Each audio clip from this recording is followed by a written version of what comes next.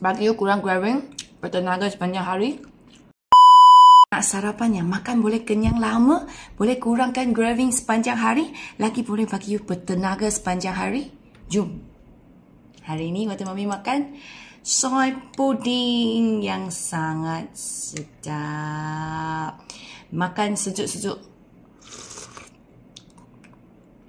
My God, sangat best. Perisa original. Semalam sudah buat. Pagi tadi, keluarkan, masukkan kacang, dah boleh terus makan.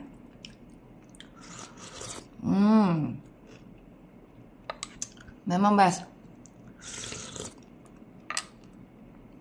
Satu cawan ni dah penuh dengan khasiat bagi kita punya badan. Terutamanya pagi-pagi. Orang pagi jangan makan manis-manis.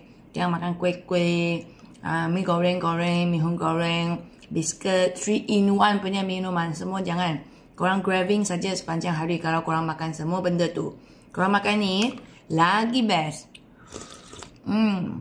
Ini versi kurang manis tau. Sebab ini tak ada gula langsung, tak ada perisa pengawet pewangi pewarna.